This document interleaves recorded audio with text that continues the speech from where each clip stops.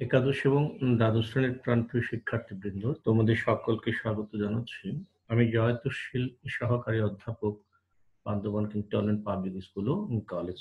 প্রাণপ্রিয় শিক্ষার্থীবৃন্দ, একাদশ শ্রেণীর জন্য 67তম এবং দ্বাদশ শ্রেণীর জন্য 129তম লেকচার। তো যে টপিকটা নিয়ে আলোচনা করব সেটি হলো জীববিজ্ঞান বিষয়ের দ্বিতীয় পত্রের অধ্যায় 1 অ্যানিম্যাল ডাইভার্সিটি অ্যান্ড ক্লাসিফিকেশন থেকে। ইতোপূর্বে এটা লেসন 1 আমি তোমাদের জন্য প্রোভাইড করেছি। এখন লেসন 2 আমরা সেখানে এই যে প্রাণীগুলোকে আমরা যে শ্রেণী বিন্যস্ত করব, এই শ্রেণীকরণের যে কিছু ভিত্তি সেটা শুরু করেছিলাম এবং তার কিয়দংশ লেসন 1 এ ছিল। পরবর্তী অংশ থেকে লেসন 2 দিয়ে শুরু করেছি। দেখো, প্রাণীকুলকে শ্রেণী বিন্যস্ত করার ক্ষেত্রে যে সকল ভিত্তি, তার মধ্যে 3 নম্বরে আছে জীবন পদ্ধতি, ওয়ে অফ লিভিং। জীবন পদ্ধতির উপর ভিত্তি করে প্রাণীকুলকে প্রধানত দুভাগে ভাগ করা যায়। একটি হচ্ছে মুক্তজীবী, ফ্রি লিভিং। এসব প্রাণী স্বাধীনভাবে ঘুরে বেড়ায় এবং এরা পারস্পরিক সহযোগিতা বা সাহচর্যে বাস করে না, যেমন কবুতর, কলুম্বা, লিভিয়া। খতে আসুক পরজীবী বা প্যারাসাইট। এসব প্রাণী খাদ্যের জন্য অন্য প্রাণীর দেহে আশ্রয় গ্রহণ করে এবং আশ্রয়দাতার দেহ থেকে খাদ্য শোষণ করে বেঁচে থাকে, যেমন যকৃৎ কৃমি, ফ্যাসিওলা হেপাটিকা। এটা খুব জটিল বিষয় না, তোমরা ইন্টারমিডিয়েটের পর তোমাদের বোঝার কথা। সেকেন্ড ইয়ার যারা, তাদের তো এগুলো আগে একবার পড়িয়েছি। সেকেন্ড ইয়ার জাস্ট রিভিশন হচ্ছে, বাট ফার্স্ট ইয়ারের জন্য হয়তো বা ক্লাস হিসেবে নতুন হতে পারে। ক্লিভেজ এবং ভ্রূণীয় বিকাশ পরীক্ষা কিন্তু প্রশ্ন হয়, ক্লিভেজ কি খেয়াল করবা। ক্লিভেজ ও ভ্রূণীয় বিকাশ, ক্লিভেজ এন্ড ডেভেলপমেন্ট পরীক্ষা প্রশ্ন হয়, ক্লিভেজ কি। সোজা কথা এখানে যাই থাক, আমি পড়ে যাচ্ছি তোমাদের বোঝার জন্য বলছি। জাইগোটের বিভাজনকে ক্লিভেজ বলে, এটুকুই লিখবা, জাইগোটের বিভাজনকে ক্লিভেজ বলে।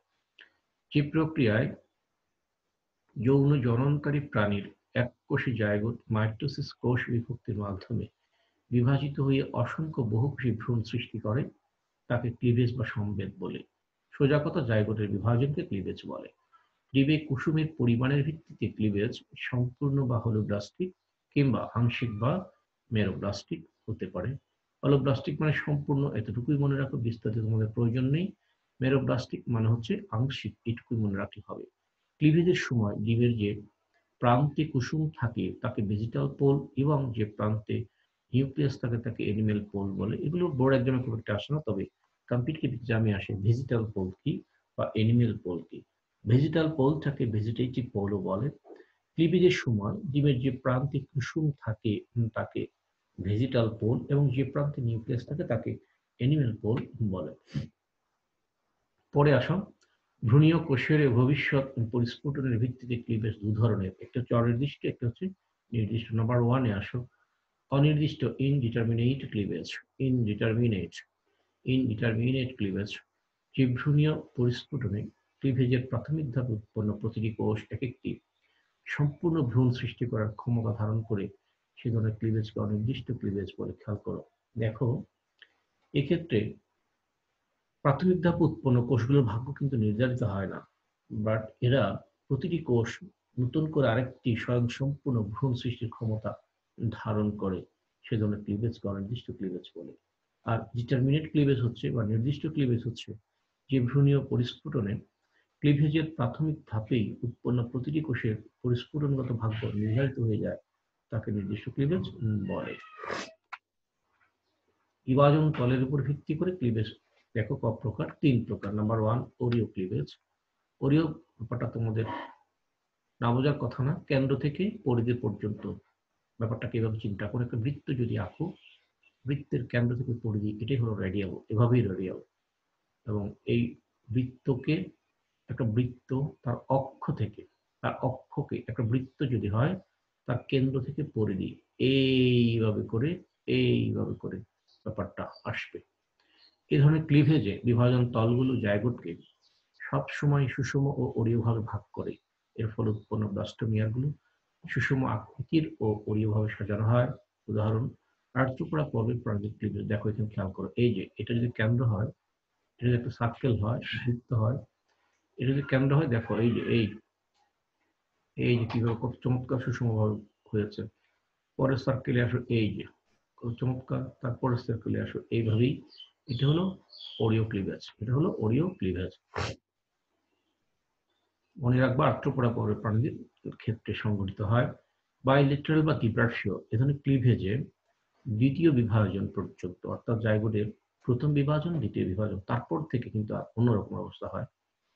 এ ধরনের, এটা দন্তন্য হবে, ক্লিভেজের দ্বিতীয় বিভাজন পর্যন্ত ওরিও ক্লিভেজ ঘটে, কিন্তু তৃতীয় বিভাজন হতে মধ্যরেখা বরাবর অনুপ্রস্থভাবে ক্লিভেজ সম্পন্ন হয়। এর ফলে 4টি করে 2 সারি কোষ সৃষ্টি হওয়ায় দ্বিপার্শ্বীয় প্রতিসমতা দেখা দেয়, যেমন করডাটা পর্বের প্রাণীদের ক্লিভেজ। এই যে দেখো, দ্বিতীয় বিভাজন পর্যন্ত তোমার কি হয়েছে, ওরিও হয়েছে, রেডিয়ালি হবে, ওরিও ভাবে হবে। এই যে রেডিয়ালি, এই যে দেখাচ্ছে একটা কোষ আরেকটা কোষ এইভাবে। বাট পরে দেখো তৃতীয় বিভাজন থেকে দেখো কি বলছে, অনুপ্রস্থ, এই যে এটাতে কেন্দ্র হয়, এই যে মধ্যরেখা বরাবর অনুপ্রস্থ রেখা, তৃতীয় বিভাজন হতে মধ্যরেখা বরাবর অনুপ্রস্থ হবে, এই যে এদিকে কোষ হবে, এদিকে কোষ হবে, এই যে হচ্ছে, এই যে অনুপ্রস্থ রেখা, এটা হচ্ছে না, এই যে অনুপ্রস্থ ভাবে হচ্ছে, এটা দিয়ে দেখিয়েছে, এভাবে হচ্ছে না, অনুপ্রস্থ ভাবে হচ্ছে। এই যে উপরে 4টি, নিচে 4টি, এই যে অনুপ্রস্থ ভাবে হচ্ছে, এই যে অনুপ্রস্থ ভাবে হচ্ছে, 1 2 3 4, 1 2 3 4 এভাবে অনুপ্রস্থ ভাবে হচ্ছে। ফলে কি হয়, এর ফলে 4টি করে 2 সারি কোষ সৃষ্টি হওয়ার দ্বিপার্শ্বীয় প্রতিসমতা দেখা দেয়। যাই হোক, আশা করি বুঝতে পেরেছ। স্পাইরাল, এটা তো আরেকটু ভিন্ন। এ ধরনের ক্লিভেজেও দ্বিতীয় বিভাজন পর্যন্ত ওরিও ক্লিভেজ ঘটে এবং তৃতীয় বিভাজন হতে চক্রাকার ঘূর্ণনের ফলে এনিমেল মেরুর বা এনিমেল পোল, যেটা এনিমেল পোল এর ব্লাস্টোমিয়ার গুলো, এগুলো ব্লাস্টোমিয়া, এই যে বিভাজন ফলে যে কোষ সৃষ্টি হয় কোষগুলো ব্লাস্টোমিয়ার বলে। ডিজিটাল মেরুর ব্লাস্টোমিয়ার সাথে স্থান বিনিময় করে। দেখো, এটা এখানে চলে আসবে, এটা এখানে চলে আসবে, এই যেটা এখানে চলে আসবে, যেটা এখানে চলে আসবে, এর মধ্যে স্থানটা চেঞ্জ হচ্ছে। এই যে দেখো, এখানে এটা এখানে চলে যাচ্ছে, এটা এইখানে চলে যাচ্ছে, মানে কি হচ্ছে, এটা একটা জায়গা বিনিময় করে নিচ্ছে। অ্যানিমেল পোলের গুলো ভেজিটাল পোলে চলে যাচ্ছে, ভেজিটাল পোলের গুলো অ্যানিমেল পোলের দিকে চলে যাচ্ছে। স্পাইরাল ক্লিভেজ, এ ধরনের ক্লিভেজেও দ্বিতীয় বিভাজন পর্যন্ত ওরিও ক্লিভেজ ঘটে এবং তৃতীয় বিভাজন হতেই চক্রাকার ঘূর্ণনের ফলে এনিমেল মেরুর ব্লাস্টোমিয়ার গুলো, এই যে কোষগুলোকে ব্লাস্টোমিয়ার বলে, ভেজিটাল মেরুর ব্লাস্টোমিয়ারের সাথে স্থান বিনিময় করে সর্পিলাকার ঘটে যাওয়া এই ক্লিভেজকে সর্পিল ক্লিভেজ বলা হয়। ক্যানেলিরা এবং মোলাস্কা পর্বে দেখা যায়। চলে আসো, এমব্রায়োনিক লেয়ার, বুনিয়া স্তর, জার্ম লেয়ার্স। তোমরা দ্বিস্তরী ত্রিস্তরী প্রাণীর নাম শুনেছো। জায়গোট যখন বিভাজিত হয়, কিছু প্রাণীর ক্ষেত্রে 2টি ভ্রূণীয় স্তর, কিছু প্রাণীর ক্ষেত্রে 3টি ভ্রূণীয় স্তর। যাদের ক্ষেত্রে 2টি তারা ডিপ্লোব্লাস্টিক, যাদের ক্ষেত্রে 3টি তারা ট্রিপ্লোব্লাস্টিক। খেয়াল করো, এখানে দেখাচ্ছে অ্যাক্টোরাম, যে মাঝখানে মেসোক্লিয়া, কোনো কোষীয় স্তর নাই, এটা আবার অ্যান্ডোরাম, অ্যান্ডোরাম অ্যাক্টোরাম আছে। এটা দ্বিস্তরী, এই যে বাই দ্বিস্তরী, এখানে দেখো এটা অ্যাক্টোরাম, এটা মেজোরাম, এটা অ্যান্ডোরাম, 3টা স্তর। এটা হলো ত্রিভ্রূণস্তরী বা ত্রিস্তরী প্রাণীর, এটা মানে প্রস্তুচ্ছেদ আর কি, কোষ বিন্যাস দেখিয়েছে। এটা হ্রস্বইকার হবে, দীর্ঘইকার হবে না। যেসব প্রাণীর যৌন প্রজনন ঘটে সেগুলোর জাইগোট ক্লিভেজ প্রক্রিয়ায় বিভাজিত হয়ে ব্লাস্টোমিয়া নামক ভ্রূণীয় কোষ সৃষ্টি করে। কোষগুলো সজ্জিত হয়ে প্রথমে নিরেট মরুলা, মরুলা কি পরীক্ষায় প্রশ্ন হবে। জাইগোট যখন বিভাজিত হয় তখন প্রথম দিকে সেটা নিরেট কম্প্যাক্ট একটা বলের মতো আকার প্রাপ্ত হয়, ব্লাস্টোমিয়ার গুলো মিলিত হয়ে, এটাকে বলা হয় মরুলা। ও পরে ফাঁপা ব্লাস্টুলা দশা অতিক্রম করে দ্বিস্তরী বা ত্রিস্তরী স্ট্রুলায় পরিণত হয়। প্রাণীর প্রাথমিক শ্রেণীবিন্যাস ভ্রূণস্তর বিশেষ ভূমিকা পালন করে। ভ্রূণস্তরের উপর ভিত্তি করে প্রাণীদের দুভাগে ভাগ করা হয়। কি বলছে, প্রাণীর প্রাথমিক শ্রেণীবিন্যাসে ভ্রূণস্তর বিশেষ ভূমিকা পালন করে। দ্বিস্তরী বা দ্বিভ্রূণস্তরী প্রাণী, দেখো ডিপ্লোব্লাস্টিক অ্যানিমাল। যেসব প্রাণীর ভ্রূণের গিস্ট্রুলা পর্যায়ে কোষগুলো অ্যাক্টোরাম ও অ্যান্ডোরাম নামক দুটি স্তরে বিন্যাস থাকে, সেগুলোকে দ্বিস্তরী প্রাণী বলে। স্তর দুটির মাঝে থাকে আঠালো জেলির মতো অকস্মিক মেসোক্লিয়া। এটা ইম্পর্টেন্ট, এটা হাইড্রা যখন পড়াবো তখন মেসোক্লিয়াকে ব্যাখ্যা দেবো। সেকেন্ড ইয়ার তোদের মধ্যে জানো, ফার্স্ট ইয়ার জন্য বলছি। চলে আসো, নিডোরিয়া পর্বের প্রাণীরা দ্বিস্তরী, যেমন হাইড্রা। ত্রিস্তরী বা ত্রিভ্রূণস্তরী প্রাণী, ট্রিপ্লোব্লাস্টিক অ্যানিমেলে দেখো, যেসব প্রাণীর ভ্রূণে গেস্ট্রুলা পর্যায়ে কোষগুলো 3টি কোষের স্তরে বিন্যস্ত থাকে সেগুলোকে ত্রিস্তরী প্রাণী বলে। 3টি স্তরের মধ্যে বাইরের স্তরটিকে একটোরাম, মাঝেরটিকে মেজোরাম, ভেতরটিকে অ্যান্ডোরাম বলে। প্লাটিহেলমিনথেস, ফিতাকৃমি, চিনিয়াসোরিয়াম থেকে শুরু করে কারণটা মানুষ হোমোসেপিয়েন্স পর্ব পর্যন্ত সকল প্রাণী ত্রিস্তরী। এই স্তরগুলো থেকে প্রাণীদেহের বিভিন্ন অঙ্গ প্রত্যঙ্গ সৃষ্টি হয়। ওকে, তারপরে আসো দ্বিস্তরী এবং ত্রিস্তরী প্রাণীর মধ্যে পার্থক্য। তুলনীয় বৈশিষ্ট্যে আসো। দ্বিস্তরী প্রাণী দেহের কোষগুলো একটোডার্ম ও এন্ডোডার্ম নামক দুটি স্তরে বিন্যস্ত থাকে।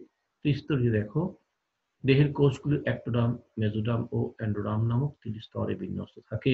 মেসোগ্লিয়া একটোডার্ম ও এন্ডোডার্মের মাঝখানে মেসোগ্লিয়া নামক একটি অ্যাসেলুলার লেয়ার থাকে, এটা হাইড্রাতে আছে। ত্রিস্তরীতে কখনোই মেসোগ্লিয়া থাকে না। ভ্রূণ স্তরের পরিণতি কোষগুলো টিস্যু বা অঙ্গ গঠন করতে পারে না।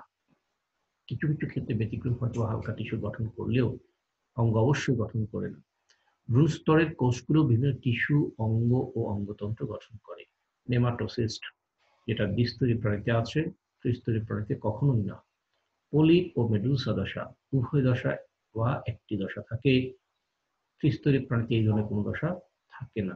হাইড্রা হাইড্রা বলতে নিডারিয়াল পর্বের প্রাণীদের লাইফ সাইকেল যখন আমরা স্টাডি করবো তখন সেখানে জীবনচক্রে পলিপ দশা নামক একটি দশা ঘন্টার মতো, মেডুসা নামক একটা দশা সসার শেপ, মানে সসা হচ্ছে সরার মতো, পাতিলের উপর যে ঢাকনা দেয় সেই ঢাকনার মতো সসার শেপ এক ধরনের দশা আবির্ভূত হয়। উভয় দশা বা একটি দশা থাকে, এখানে এরকম কোনো দশা থাকে না। বডি ক্যাভিটি বা দেহ গহ্বর দ্বিস্তরী প্রাণীদের ক্ষেত্রে গ্যাস্ট্রোভাস্কুলার গহ্বর বা সিলেন্টেরন, ত্রিস্তরী প্রাণীদের ক্ষেত্রে সিলোম। এখন এখানেই পরেরটাতে আসি প্রতিসমতা বা প্রতিসাম্য বা সিমেট্রি। ইংরেজিতে সিমেট্রি, বাংলায় প্রতিসাম্যতা বা প্রতিসাম্য। এটা অত্যন্ত ইম্পর্টেন্ট একটা টপিক। সেকেন্ড ইয়ার তোমরা তো জানো, পড়িয়েছি, তোমরা আবার একটু ঝালাই করে নাও ফার্স্ট ইয়ার, একটু মনোযোগ সহকারে শোনো। হয়তো নতুন করে আর পড়ানোর সুযোগ হবে না, এখান থেকে বুঝে নিতে হবে। প্রতিসমতা বা প্রতিসাম্য, প্রতিসাম্যতা লিখবে না, এটা ভুল। হয় প্রতিসমতা লিখবে, নয় প্রতিসাম্য লিখবে। প্রতিসাম্য, প্রতি কথাটা বাদ দাও, সাম্য মানে সমানুক্তি। কোন একটা প্রাণী তোমাকে দিল, বলো যে দুভাগে ভাগ করো, তখন এমন ভাবে ভাগ করতে হবে যাতে করে দুটি অংশ অনুরূপ হয়। এই এই দুটি অংশ অনুরূপ ভাবে ভাগ করা গেলে সেই প্রাণীটাই প্রতিসম প্রাণী। যদি এমন কোনো প্রাণী পাওয়া যায় এটাকে কখনোই দুটি অনুরূপ অর্ধাংশে ভাগ করা যাবে না, সুদৃশ্য অর্ধাংশে ভাগ করা যাবে না, তাহলে সেটি হবে অপ্রতিসম প্রাণী। সেটা কি ধরনের প্রাণী হবে? অপ্রতিসম প্রাণী। আবার এই যে অনুরূপ অংশ পাওয়ার ক্ষেত্রেও কিন্তু কিছুটা ভিন্নতা রয়েছে, এক একটার ক্ষেত্রে এক এক ধরনের, সেগুলো আমরা একটু ব্যাখ্যা দেব। প্রতিসাম্য বলতে প্রাণীদেহের মধ্যরেখীয় তলের দুপাশে সদৃশ বা সমান আকার আকৃতি বিশিষ্ট অংশের অবস্থানকে বোঝায়। খেয়াল করো, প্রতিসাম্য বলতে প্রাণীদেহের মধ্যরেখীয় তলে, তার অক্ষ বরাবর, তার কেন্দ্র বরাবর তলের দুপাশে সদৃশ মানে অনুরূপ, একই রকম বা সমান আকার আকৃতি বিশিষ্ট অংশের অবস্থানকে বোঝায়। যেসব প্রাণীর দেহকে কোনো না কোনো অক্ষ বা তল বরাবর সমান অংশে ভাগ করা যায় সেসব প্রাণীকে প্রতিসম প্রাণী বলে। আর যেসব প্রাণীর দেহে বিভাজন সম্ভব হয় না সেগুলোকে অপ্রতিসম প্রাণী বলে অভিহিত করা হয়। প্রাণীদেহে নিচে বর্ণিত বিভিন্ন ধরনের প্রতিসাম্য দেখা যায়। ক, গোলীয় প্রতিসাম্য, স্ফেরিক্যাল সিমেট্রি। এই যে দেখো এখানে গোলীয় প্রতিসাম্য।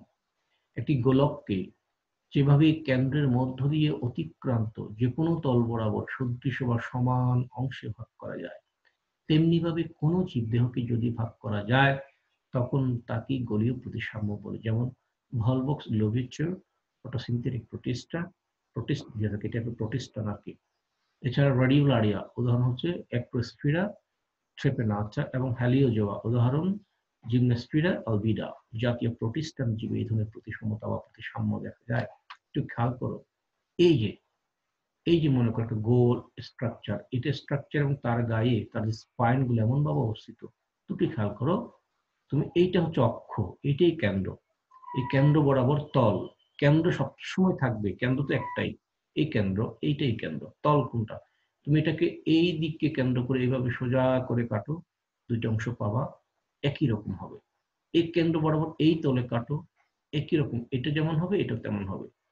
এই দিক দিয়ে কাটো, এই অংশটা যেমন হবে এই অংশটা তেমন হবে। এই দিক দিয়ে কাটো, কেন্দ্র বরাবর এটার ভিতর দিয়ে আসবে, এই যে এই অংশটা যেমন হবে এই অংশটা তেমন হবে। অর্থাৎ এটা স্ফেরিক্যাল সিমেট্রি শো করে। গোলীয় প্রতিসাম্য বা সার্বিক প্রতিসাম্য বা প্রতিসমতা বলে, কারণ এটার অক্ষ বরাবর মধ্যরেখীয় তল মানে এই অক্ষটাই যে কোনো তলে, যে কোনো দিকে, এই যে এইটা একটা তল হতে পারে, এটা কিন্তু বেস, এটার ভিতর দিয়ে যেতে হবে। এই একটা তল হতে পারে, এই একটা তল হতে পারে। আসলে এখানে সুনির্দিষ্ট কোনো তল নাই, যে কোনো তলে কেন্দ্র বরাবর ভাগ করলে অনুরূপ দুটি অংশ পাওয়া যায়। এই ধরনের প্রতিসাম্যতা যে ধরনের প্রাণী গোষ্ঠীতে দেখা যায় তাদেরকে গোলীয় প্রতিসাম্য প্রাণী বলে। ওরিওর ক্ষেত্রে আবার একটু ব্যতিক্রম। খেয়াল করো, কোন প্রাণীর দেহকে যদি কেন্দ্রীয় লম্ব অক্ষ বরাবর, এই কেন্দ্রীয় লম্ব অক্ষটাই হচ্ছে তার মধ্যরেখীয় তল, তার অক্ষ, তার কেন্দ্র, যেটার ভেতর দিয়ে যেতে হবে। কাটার সময় অবশ্যই কেন্দ্রটাকে, অক্ষটাকে ভেদ করতে হবে। কেন্দ্রীয় লম্ব অক্ষ বরাবর কেটে সদৃশ দুইয়ের বেশি সংখ্যক অর্ধাংশে ভাগ করা যায়, তখন সেই ধরনের প্রতিসাম্যকে ওরিও প্রতিসাম্য বলে। হাইড্রা, জেলিফিশ, সি অ্যানিমন, মেট্রোরিয়াম যেটা, এবং ও সম্পর্কিত গোষ্ঠীভুক্ত প্রাণী যাদের অনুলম্ব অক্ষের এক প্রান্তে মুখ অবস্থিত, সেই সব প্রাণীতে ওরিও প্রতিসাম্য দেখা যায়। এদের এখানে মুখ অবস্থিত, মুখের চারপাশে আছে তোমার কি, এগুলো হচ্ছে টেন্টাকল বা কোর্সিকা, মানে ওরিও প্রতিসমতা। খেয়াল করো, কোন প্রাণীর দেহকে যদি কেন্দ্রীয় লম্ব অক্ষ বরাবর কেটে সদৃশ দুইয়ের বেশি সংখ্যক অর্ধাংশে ভাগ করা যায়, তখন সেই ধরনের প্রতিসাম্যকে ওরিও প্রতিসাম্য বলে। এটা এই পড়াটা পরে বুঝতে একটু অসুবিধা হবে। তার যেটাকে আমরা অক্ষ ধরবো, সে অক্ষ বরাবর তল, আগেরটাতে অর্থাৎ এটাতে আমরা অক্ষ ধরেছি, এটা তল, কোনো নির্দিষ্ট তল নাই, যেখানেই কাটি, যেদিকেই কাটি, যে তলেই কাটি, যেদিক থেকেই কাটি, সেটা অনুরূপ দুটি অংশ পাওয়া যাবে। অর্থাৎ এটা গোলীয়, এটা সার্বিক, এটা স্ফেরিক্যাল সিমেট্রি শো করে। বাট এই ওরিওর ক্ষেত্রে একটু ব্যতিক্রম। ওরিওর ক্ষেত্রে হচ্ছে দুইয়ের বেশি সংখ্যক, এটা অবশ্য এই তার অক্ষ, এই অক্ষকে, অক্ষ বরাবর তল সংখ্যা নির্দিষ্ট, তবে দুইয়ের অধিক। এখানে এমন তল আছে দুইয়ের অধিক, তবে যে কোনো তল নয়। যে কোনো তল হলে সেটা তো গোলীয় প্রতিসাম্যের মধ্যে পড়বে। কেন্দ্র বরাবর যে কোনো তলে কাটলে দুটি অনুরূপ, দুটি একই রকম, দুটি সদৃশ অংশ, তখন সেটা গোলীয়র মধ্যে পড়ে যাবে। এই জন্য ওরিওর ক্ষেত্রে তল সংখ্যা নির্দিষ্ট, তবে দুইয়ের বেশি। অর্থাৎ তার এই যে কেন্দ্র, এই যে অক্ষ বরাবর এখানে 6টা আছে, এই যে এই তলে অথবা এই তলে অথবা এই তলে দুইয়ের অধিক তল আছে, দুইয়ের অধিক দিক আছে। দিক শব্দটা ব্যবহার করে না, আমি তোমাদেরকে বোঝার জন্য ব্যবহার করলাম। প্ল্যান বা তল শব্দটা ব্যবহার করে, দুইয়ের অধিক তল আছে, যার বরাবর ভাগ করলে দুটি অনুরূপ, দুটি একই রকম অর্ধাংশ পাওয়া যাবে। কিন্তু যে কোনো তল নয়, বলতে হবে যখন কোনো প্রাণীকে দুইয়ের অধিক তবে নির্দিষ্ট সংখ্যক তল আছে, যা বরাবর ভাগ করলে দুটি অনুরূপ অংশে ভাগ করা যায়। আর একটু খেয়াল করে, একটু জটিল আছে, মানে ওই প্রাণীটাকে তার কেন্দ্র বরাবর, তার অক্ষ বরাবর আমি ভাগ করব, দুটি সমান অংশ পেতে হবে। এই দুটি সমান অংশ পেতে গেলে তার অক্ষ বরাবর কেউ মনে করে এক্স বরাবর কাটলো, কেউ এবি বরাবর কাটলো, কেউ সিডি বরাবর কাটলো। এই যে মনে করো এখানে সিডি একটা তল, এখানে মনে করো এবি একটা তল, এখানে মনে করো এক্স একটা তল, অক্ষ মনে করো ও মাঝখানে। এখন তাহলে তল, আমি তিনটা তলের কথা বলেছি, যে কোনো তল নয়, গোলীয় প্রতিসাম্যে যে কোনো দিকেই তার কেন্দ্র বরাবর ভাগ করলে দুইটি অনুরূপ অংশ পাওয়া যায়। বাট ওরিও প্রতিসমতার ক্ষেত্রে এর তল সংখ্যা দুইয়ের অধিক হবে। আমি তিনটার কথা বলেছি, এখানে 4টা হতে পারে, 5টা হতে পারে, 6টা হতে পারে, 7টা হতে পারে, 8টা হতে পারে, 9টা হতে পারে, 10টা হতে পারে, তবে নির্দিষ্ট সংখ্যক তল থাকবে, যেই কোনো তলে নয়। শেষের দিকেরটা হচ্ছে নির্দিষ্ট সংখ্যক, শুরুর দিকেরটা হচ্ছে দুইয়ের অধিক। এটাই হলো ওরিও প্রতিসাম্য বা প্রতিসমতা।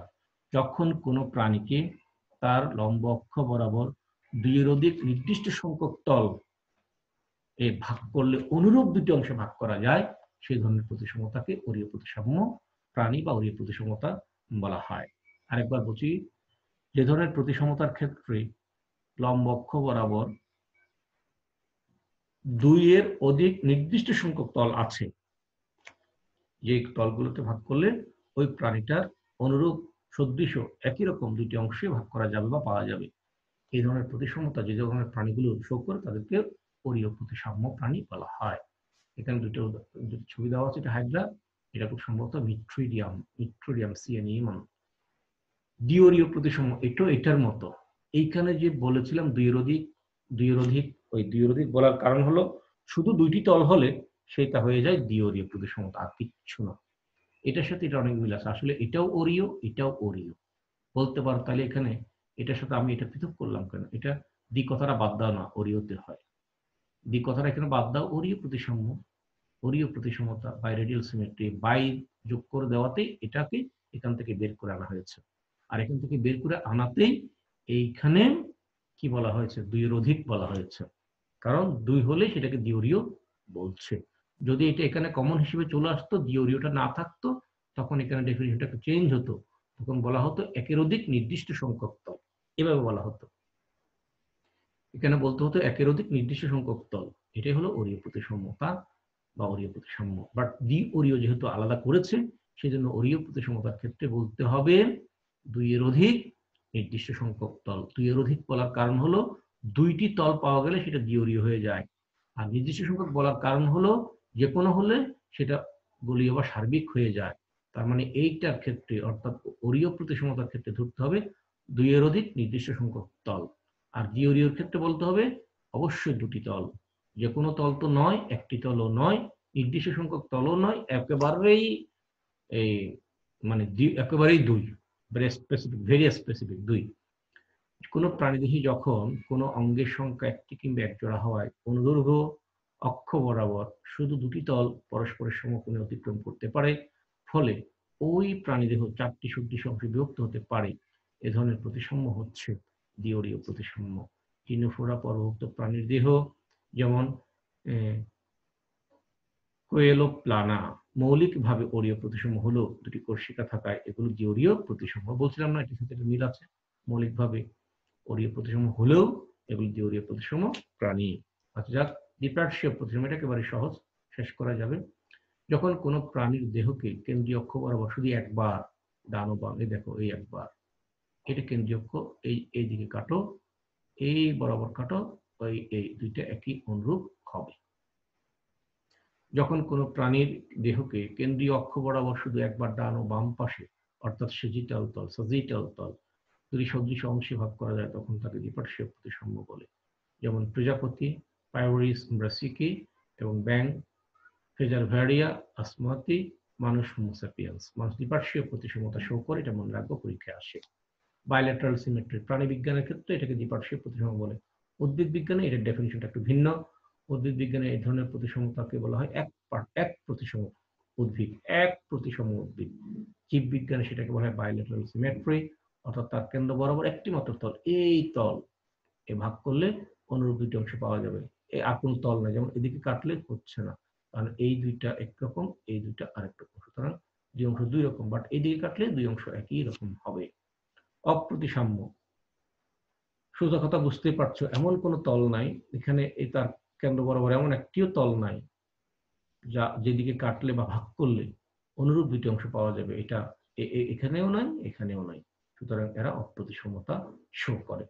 যখন কোনো প্রাণীর দেহকে অক্ষ বা দেহতল বরাবর ছেদ করলে একবারও দুটি সদৃশ অংশে ভাগ করা যায় না, তখন তাকে অপ্রতিসাম্য বলে। যেমন স্পঞ্জ, ক্লায়োনা, লাটা, এপল স্নেল বা আপেল শামুক, পাইলা গ্লোবোসা, যেগুলো আমরা খালে বিলে পাই, গোল গোল যে শামুক, গ্রামের বাড়িতে অনেকে এগুলো ধরে এনে ভেঙে হাঁসের বাচ্চাকে খাওয়ায়।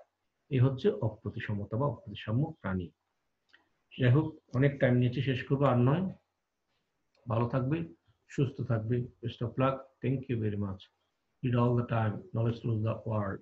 Read more and more, time will be yours. ছাড়াও ফেসবুক ধরো, টেক্সট বুক, হোমওয়ার্ক, বিভিন্ন ধরনের প্রতিসমতা উদাহরণ সহকারে ব্যাখ্যা করো। এই পর্যন্ত সবাই ভালো থেকো, সুস্থ থেকো, best of luck, thank you very much.